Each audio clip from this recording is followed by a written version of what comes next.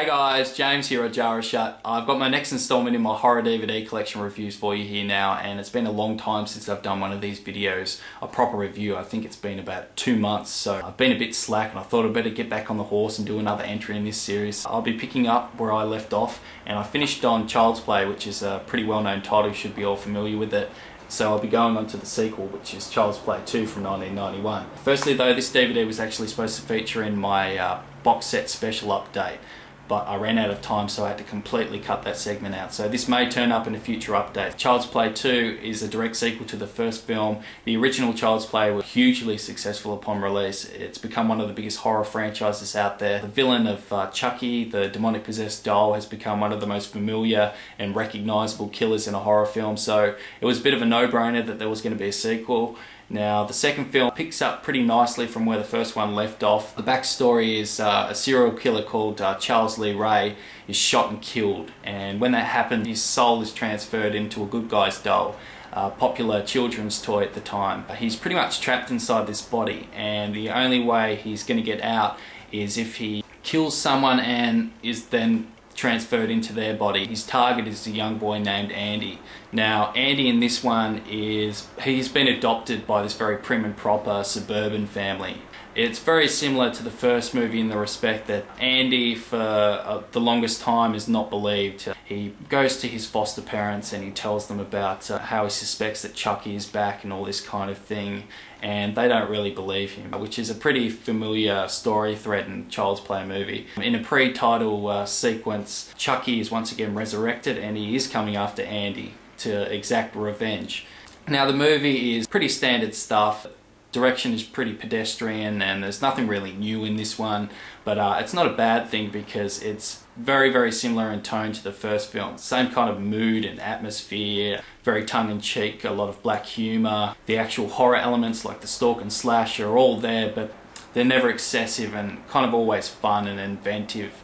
And it's got a nice conclusion that takes place in a toy factory. So it's also got Brad Dourif in this one reprising his role. We get all Chucky's classic one-liners and all that kind of thing, which is always good because he brings a certain charisma to the role. He's definitely got something about him which makes him engaging and likeable. He becomes a very endearing character like he always does, more so than probably the main character of Andy. But anyway, so it's a pretty cool movie, very entertaining, as I said, very similar to the first movie, so if you enjoyed that one, you're pretty much sure to enjoy the second film. Overall, it's a pretty entertaining movie for what it is, so check out Child's Play 2 if you liked the first film.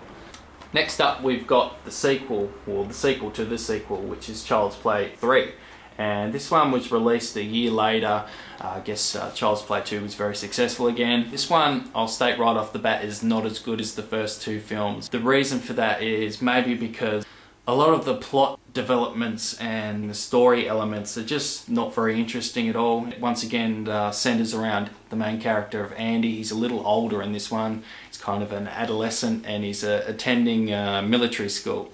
Some of the elements that just are boring and you don't really want to hear about are the kind of classic love interest story where there's someone he's kind of infatuated with. So that kind of stuff just brought the movie down a bit. Also, the direction seemed a little bit more exhausted this time. It wasn't as fresh and fun as the first two times. So it's an entertaining movie once again. You're getting all your Chucky, all the one-liners, inventive, creative kills.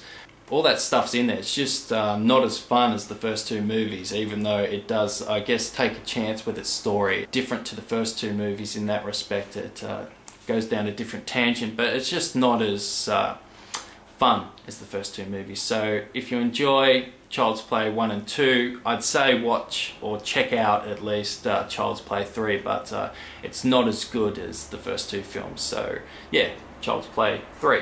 Next up, we've got a quasi-slasher movie, and this one's kind of slipped into obscurity a bit, but I still find it a really entertaining movie, and I know it's got the respect of a lot of slasher fans out there. It's Jim Wynorski's Chopping Mall. As I said, it's kind of a slasher spin-off from the early 80s.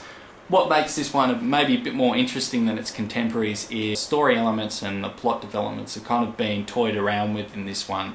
Basically, The killers in this aren't human, they're robots. So that simple change makes it a bit more of an interesting watch, but at the same time it really is just masking the fact this is a slasher movie. If you really analyse the film, it's got all your standard slasher rules in there, all the things you come to expect from a slasher film. It's just it's robots doing it this time instead of a guy with a knife. So you've got your teenage cast in it, well probably 30-year-olds playing teenagers like a lot of slasher films, but so you've got the teenagers, all your cliched teenagers like the jock guy, the promiscuous girlfriend, the wacky zany guy, it's all that kind of thing. It's all set up like a slasher movie where at the beginning all the kids are excited because they're setting up this party in this mall after hours. They're going to sneak in with all these supplies, have a really fun time. But of course that gets interrupted because the mall has installed this experimental security system whereby it's these giant robots that patrol the halls, and they're no nonsense, they shoot to kill. So it's actually really fun, cheesy and campy. It's probably one of the best of its kind.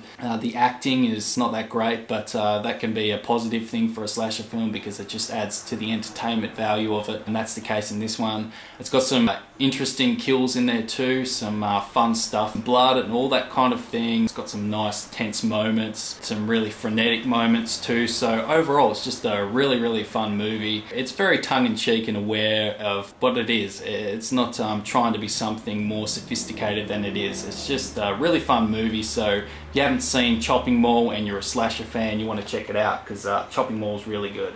So Chopping Mall. Next up we've got a John Carpenter movie, and I'm actually pretty excited because I haven't actually got to review a John Carpenter film yet. From 1983, it's a Stephen King adaptation and it's Christine. John Carpenter, of course, is the director of Halloween, The Thing, They Live, a whole host of other horror classics. Stephen King is responsible for a lot of movie adaptations like Misery, The Dead Zone, Cujo, heaps of other films out there. Totally unbiased, I think this is one of John Carpenter's best examples of his directorial prowess because he is a really great director, and this movie is just excellent in my opinion. Basically it follows around this mild-mannered nerdy guy, Keith Gordon, who's from Dressed to Kill. He stumbles upon this car for sale, who they later find out is called Christine. But Christine, she can come alive and she's very protective of her owner. So when anyone has a go at this guy or anything like that, she goes on a killing rampage and she'll take care of it for him. Interesting story in the respect that it's basically a love story between this nerdy guy and his car. Now, as I said, it's just really well directed. Great cinematography, well done acting, the story and the screenplay, very well written, and nice pacing and editing and all that kind of thing. Just great stuff. There's a really nice tracking shot of a guy running down this deserted road and Christine slowly following him, and I was just blown away by that shot. It's just a really great movie, so check out Christine because I think it's one of John Carpenter's best. Objectively speaking, I think it's one of his best.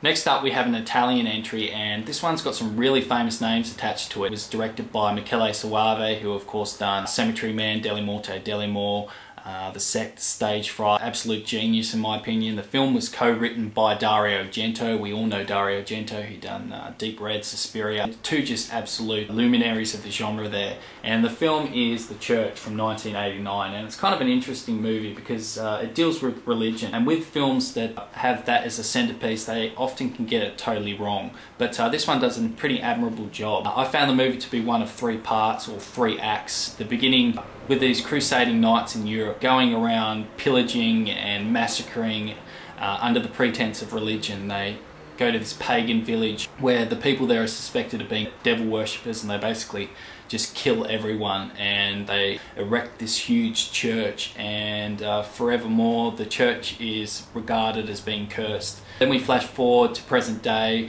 where this young man is coming into the church to start working there. He slowly uncovers all these clues and cryptic messages that the history of the church is not as it seems. And then the third part kicks in, where you're basically trapped inside the church, where all this mayhem is going on and all these supernatural forces start to come up, and it just goes apeshit basically. It's directed by Michele Soave, so It does have some absolutely beautiful stuff in there. The iconography in this and plot developments are kind of interesting too. I just found, as I said, being in 3 parts, they felt very disconnected from each other. Didn't flow as well as I would have liked. I did read Michele Soave was kind of very heavy-handedly dealt with by Dario Argento. He was apparently not able to make any changes. He had to do what Dario, the big man, said. So it would have been interesting to see his vision realised, but all the same, this movie is quite interesting. It's not your usual horror film, so you might not like it, but I still enjoyed it. So check out The Church if you haven't seen it. And thank you for watching, and Jarashut out.